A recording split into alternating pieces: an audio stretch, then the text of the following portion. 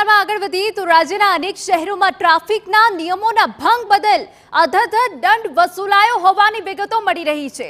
જી હા, state traffic વિભાગે 3 વર્ષની કામગીરીનો રિપોર્ટ હાઈકોર્ટે સોંપ્યો છે। ટ્રાફિક વિભાગે નિયમ ભંગ સહિત ગુનાઓ બદલ કરોડોનો દંડ વસૂલ્યો હોવાની વિગતો મળી રહી છે। દંડ કર્યા છતાં અમદાવાદ સહિત અનેક શહેરોમાં હજુ પણ નિયમોનો ભંગ થઈ રહ્યો છે। क्षमताथी વધુ મુસાફરો બેસાડવા પ્રતિબંધ છતાં ભારે વાહનોની અવરજવર હજુ પણ શહેરમાં બેફામ જોવા મળી રહી છે।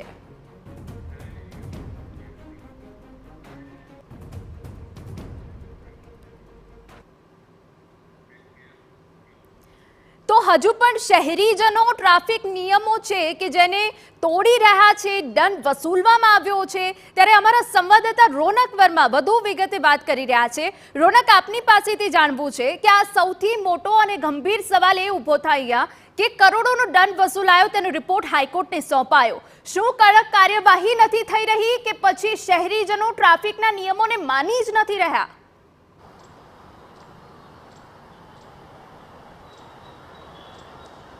बिल्कुल थी जे प्रकारे गुजरात हाईकोर्ट द्वारा राज्यभर में खास करीने अमदावाद सहितना जे शहरों छे तेमां जे प्रकारे ट्राफिकनी समस्याओं वकरी रही है, जे अकस्मातो सामे आवी रह्या छे, वीमा विनाना जे वाहनों छे ते सतत फरी रह्या छे, परिणामे जे अकस्मात थाय छे अने तेना कारणे जे एंड यूजरने जे प्रकारे हालाकीनो सामनो करवो पड़ी रह्यो छे।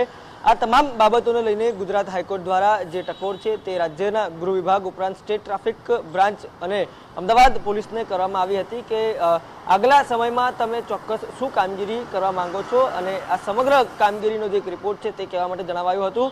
आ तमाम मामले चोक्कसथी भविष्यना प्लानिंगनो तो कोई चोक्कस ब्लूप्रिंट साथेनो रिपोर्ट रजू करवामां न आव्यो, परंतु पाछला 3 वर्षमां एटले के वर्ष 2021 थी लईने वर्ष 2024 सुधीमां स्टेट ट्राफिक विभाग द्वारा राज्य में जुदा जुदा मुद्दाओने लईने जे कामगीरी करवामां आवी छे तेनो जे रिपोर्ट छे ते गुजरात हाईकोर्टना ध्याने मूकवामां आव्यो छे, जेमां इन्श्योरन्स विना जे फरता वाहनों छे तेने लईने, भारे वाहनों छे तेने लईने, प्रतिबंधित वाहनों छे तेने लईने अने जे वाहनों छे तेमां मर्यादित संख्या करता વધુ સંખ્યા લઈને ફરનારા વાહનો છે તેના સામે કરાયેલી કામગીરીનો રિપોર્ટ છે તે મૂકવામાં આવ્યો છે। આપ સંખ્યા જો કે રાજ્યભરમાં કરોડોની જે કિંમત છે તેનો દંડ છે તે વસૂલ કરવામાં આવ્યો છે, જેમાં ક્ષમતા કરતા વધુ મુસાફર બેસાડવા અથવા તો મંજૂરી વગર વાહનો જે ચાલી રહ્યા છે તેમાં 3 વર્ષમાં 17,900 થી વધુ કેસ કરવામાં આવ્યા છે, જેમાં 16 કરોડ 53 લાખથી વધુનો દંડ છે તે વસૂલ કરવામાં આવ્યો છે।